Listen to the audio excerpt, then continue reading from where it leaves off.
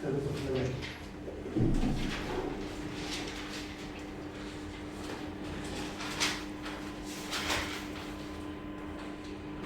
दोस्तों। आज मैं कॉलेज के विद्यार्थियों को मोटिवेट करने आया हूँ। आदरणीय प्रधानाध्यापक जी, मंच पर विराजित सभी समस्त गुरुजन, मेरे भारत के उज्जवल भविष्य की कामना करने वाले प्यारे छात्र और छात्राएं, दोस्तों, हर किसी का सपना होता है कि भविष्य में कुछ न कुछ बने। आपके ऊपर आपके माता पिता के सपने हैं और आपके ऊपर भारत के भी सपने हैं। जब कभी आप फेल हो जाते हैं या परीक्षा में कम नंबर आ जाते हैं तो आप निर्वस हो जाते हैं और आपका जो जीवन में सपना होता है वो कहीं न कहीं भटक जाता है। तो मैं आज आपको एक ऐसी बात बताता हूँ जिससे कभी भी जीवन में अगर आपका सपना आप टूटते हुए देखें तो आप उसे याद कर लेना, ताकि आपके जीवन में आपको एनर्जी मिल जाए। दोस्तों, एक 5 साल का बच्चा गली गली घूमकर अखबार बेचकर, पेपर बेचकर वो एक सपना देखता है कि मुझे हवाई जहाज का पायलट बनना है। रामेश्वर के एक छोटे से गांव में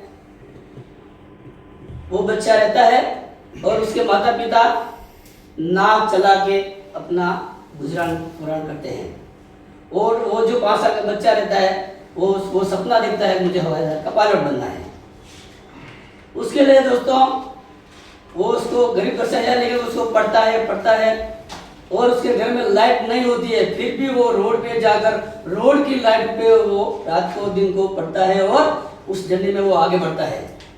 जब वहां तक पहुंच जाता है जहां तक उसकी परीक्षा होती है पायलट बनने की, दोस्तों 9 लोग वहां परीक्षा देने जाते हैं, 8 पास हो जाते हैं और एक बच्चा रह जाता है। वो बच्चा हार जाता है, अपनी जिंदगी से निराश हो जाता है कि मुझे मेरा जो सपना था वो मतलब टूटता हुआ देख रहा है। और जब उस परीक्षा देने गया था उसके पास पैसे नहीं थे, वो अपनी बहन के गहने गिरवी रखकर बेचकर वो उस परीक्षा को पास करने गया था। अब उसका सपना टूट रहा है। तो वहां से वो पहुंच जाता है ऋषिकेश की पहाड़ियों में चढ़कर वो देखता है कि मुझे गंगा जी में डूबकर मर जाना है। तभी वहां पर एक रामपाल शिवपाल आश्रम होता है, उसके आचार्य सुबह सुबह टहलने के लिए वहां आते हैं और उस बच्चे को वहां बैठते हुए निर्वस बैठते हुए वो देखते हैं और उससे पूछते हैं कि आप यहाँ क्यों बैठे हो। तो उस बच्चे ने पूरी कहानी सुनाई कि मेरा ये सपना था और आज वो टूट गया। अब वो जो आचार्य होते हैं वो उसको कहते हैं कि भाई नीचे आ जाओ, आश्रम में वो बिठा दें, उसको खाना खिलाते और आपको सुलाते हैं। सुबह उठकर उसको कुछ पैसे देते हैं और ये कहते हैं कि देख, तेरे जीवन में जो घटना घटित हुई है वो यूनिवर्स मतलब भगवान वो नहीं चाहते हैं कि तुम हवाई जहाज का पायलट बनो, बल्कि भगवान ने ये चाहा है कि तुम घर जाओ, तैयारी करो और बहुत ऊंचे पद पर तुमको ग्रहण किया हुआ है, बहुत ऊंचा पद आपको देने जा रहा है यूनिवर्स भगवान। उसके लिए आपको चयनित किया गया, आपको हवाई जहाज का पायलट नहीं बनना है और जाओ और तैयारी करो। और मेरा आशीर्वाद है कि कोई न कोई आप बड़े पद पे चयनित होंगे। दोस्तों, फिर से वो सपना लेकर ऋषिकेश से वो आदमी निकलता है और अपनी पढ़ाई जारी रखता है। आप नहीं मानोगे दोस्तों, एक दिन इतना पढ़ता है, दिन रात मेहनत करके एक दिन वो वैज्ञानिक बन जाता है जिसका नाम है अब्दुल कलाम, एपीजे अब्दुल कलाम।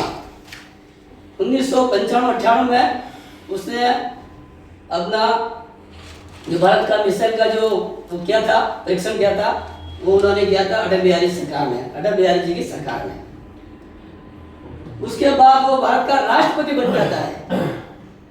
अब अटल बिहारी वाजपेयी सरकार में वो राष्ट्रपति बन जाता है। तो दोस्तों, एक ऐसा इंसान जो सपना 5 साल का लड़का सपना लेकर उठता है, बहुत कठिनाई आती है, ऐसे नहीं बना है, बहुत कठिनाई आता है, उसके बाद भी वो राष्ट्रपति बन जाता है और आज वो मिसाइल मैन के नाम से उस भारत वाले तो विश्व भर लोग उनको पहचानते हैं और बड़ी बड़ी वो मिसाइलें बनाता है। कहने का मतलब ये कि अपने ही जीवन में बहुत कठिनाइयाँ आएगी, लेकिन इस घटना को पार करते हुए अगर निरंतरता जीवन में हमने रखी तो उस कठिनाई से पार हो जाएंगे। ऐसे ही हमारे एक भारत की बेटी है, छोटा सा ऐसे ही हमारे एक भारत की बेटी है जिसका सपना था कि मैं एवरेस्ट को समिट करूं। 14 अप्रैल 1911 में उसके जीवन में एक बहुत बड़ी घटना हो जाती है। लखनऊ से वो जब दिल्ली आती है, ट्रेन में वो बैठती है तो ट्रेन में कुछ बदमाश उससे चैन खींचने आते हैं, तो झपाझपी के अंदर वो बहन को वो ट्रेन से नीचे फेंक देते हैं और सामने से जो ट्रेन आती है उसके नीचे आकर उसके पाँव कट जाते हैं। दोस्तों, एक पाँव पूरा कट जाता है और दूसरा पाँव जख्मी हो जाता है।